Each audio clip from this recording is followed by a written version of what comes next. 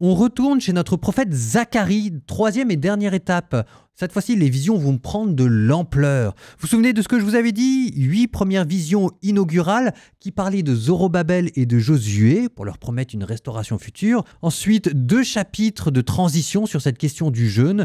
Et maintenant, le regard du prophète se tourne au loin. Il envisage l'avenir. Que vont devenir les promesses de restaurer le trône davidique maintenant que la Judée est devenue une toute petite parcelle administrative d'un empire perse plus large qui le dépasse et le domine? Eh bien la réponse aujourd'hui dans un oracle qui aura une très importante postérité. Normalement, vous devriez la voir, hein. On se retrouve dans les commentaires, mais vous me direz si vous l'avez. Zacharie 9:10.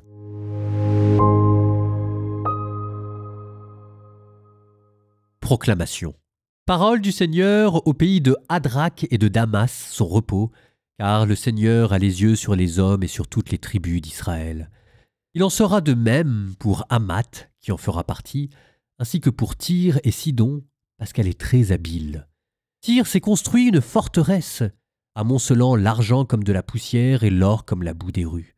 Voici que le Seigneur en prendra possession, il précipitera ses remparts dans la mer. Elle-même sera dévorée par le feu.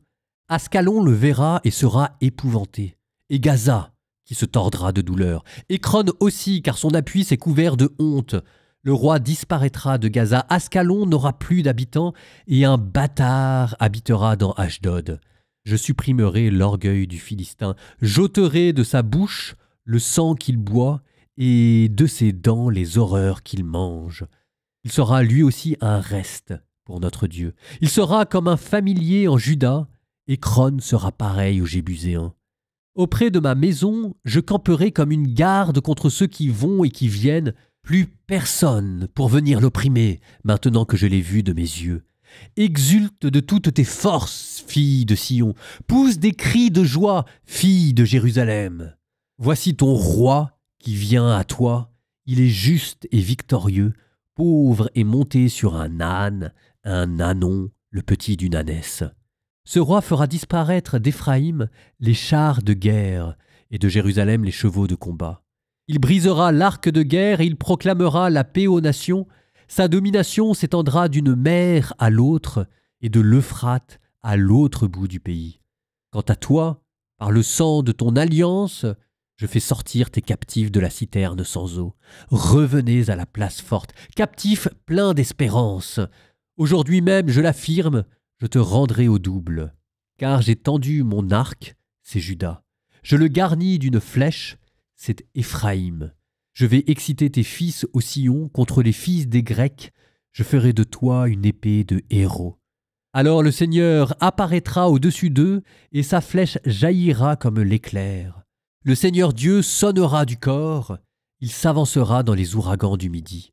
Le Seigneur de l'univers les protégera. Ils mangeront et piétineront les pierres de fronde. Ils boiront en faisant du tapage comme pris de vin, et ils seront remplis comme la coupe d'aspersion, comme les cornes de l'autel. Et le Seigneur, leur Dieu, les sauvera ce jour-là, eux, les brebis de son peuple. Oui, des pierres de diadème scintilleront sur sa terre. Oui, quelle prospérité, quelle beauté que la leur! Le froment épanouira les jeunes gens et le vin nouveau les jeunes filles. Demandez au Seigneur la pluie de printemps. C'est le Seigneur qui provoque les orages. Il leur donnera une pluie abondante et à chacun de l'herbe dans son champ. Puisque les téraphimes ont fait de fausses prédictions, que les devins ont eu des visions mensongères, puisqu'ils ont débité des songes trompeurs et donné de vaines consolations, voilà pourquoi le peuple est parti comme un troupeau malheureux, faute de bergers. Contre les bergers s'est enflammée ma colère. Contre les boucs, je vais sévir. Car le Seigneur de l'univers visitera son troupeau, la maison de Juda, dans le combat, il en fera sa monture d'honneur. De Juda sortira une pierre d'angle. De lui sortira un piquet solide. De lui sortira un arc de guerre. De lui sortiront tous ceux qui s'imposent. Ensemble, ils seront comme des héros piétinant dans le combat la boue des chemins. Ils combattront, car le Seigneur est avec eux, et ceux qui montent des chevaux seront couverts de honte. De la maison de Juda, je ferai des héros, et je sauverai la maison de Joseph. Je les rétablirai car j'en aurai compassion. Ils seront comme si je ne les avais pas rejetés, car moi, le Seigneur, je suis leur Dieu et je les exaucerai. Ceux d'Éphraïm seront comme des héros. Comme sous l'effet du vin, leur cœur se réjouira. En les voyant, leurs fils se réjouiront, leur cœur exultera dans le Seigneur. Je vais siffler pour les rassembler, car je les ai rachetés, et ils seront aussi nombreux qu'autrefois.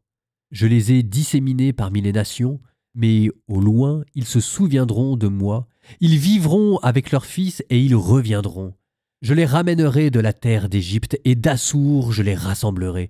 Je les ferai entrer au pays de Galaad et au Liban, et cela ne me sera pas suffisant pour eux. Il passera par la mer, une mer d'angoisse. Il frappera les flots dans la mer, toutes les profondeurs du Nil seront asséchées. L'orgueil d'Assour sera abattu et le sceptre de l'Égypte disparaîtra. J'en ferai des héros dans la puissance du Seigneur. C'est en son nom qu'ils marcheront, oracle du Seigneur.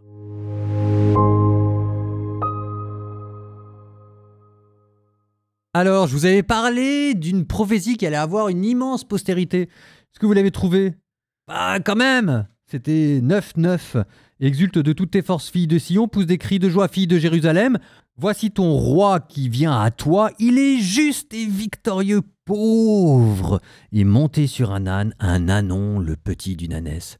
Mais oui, c'est exactement ce verset qui sera cité dans les évangiles pour le dimanche des rameaux. Bah, à votre avis, pourquoi est-ce que Jésus va monter sur un âne pour se rendre à Jérusalem? Eh ben, c'est exactement pour accomplir cette prophétie de Zacharie.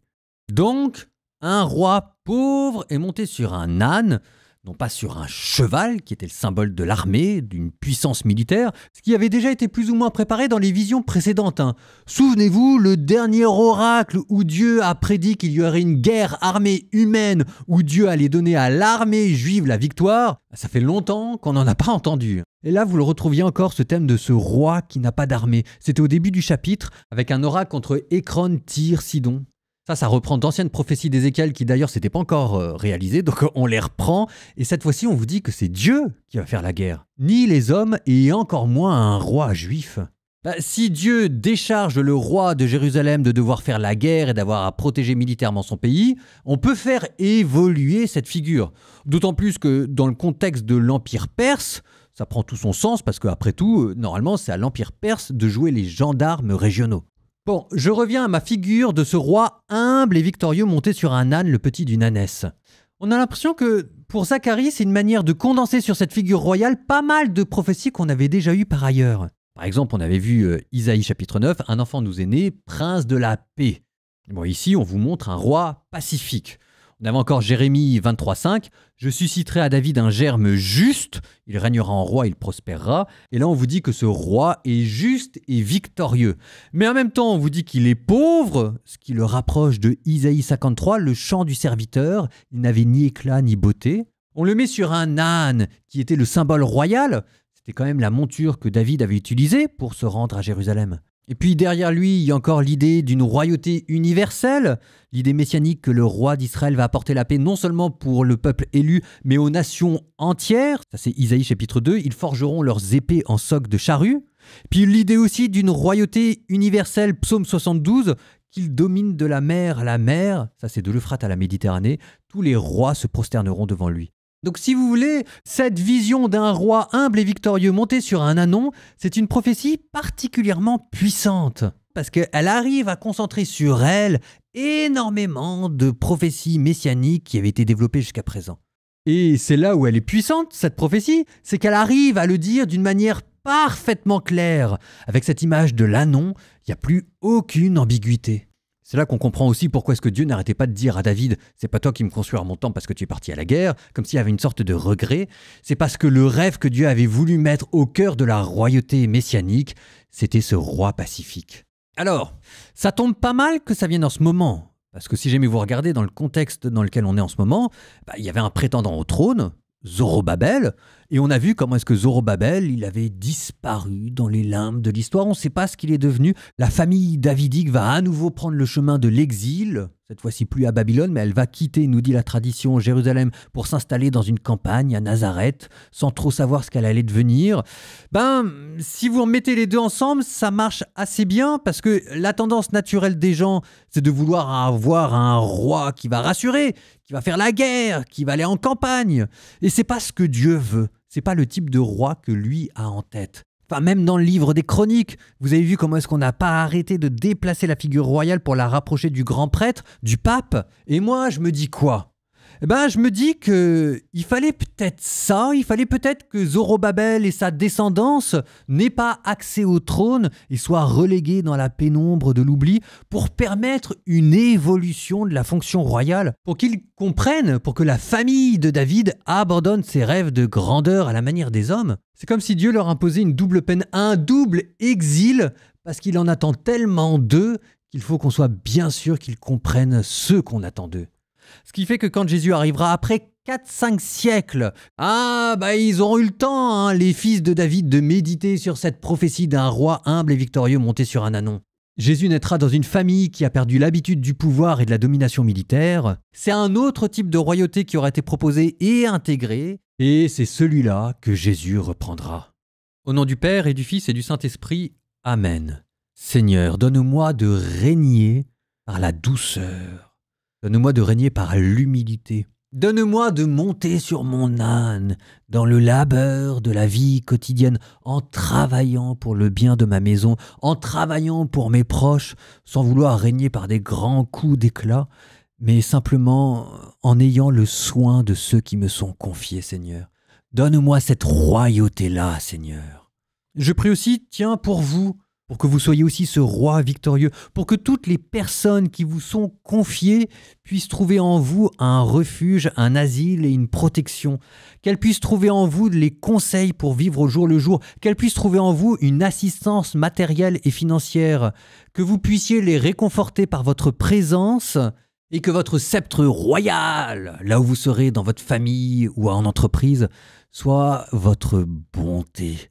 Et que votre bonté rayonne de votre visage et qu'elle illumine les gens autour de vous, afin que, voyant les belles actions que vous faites, ils rendent gloire à votre Père céleste.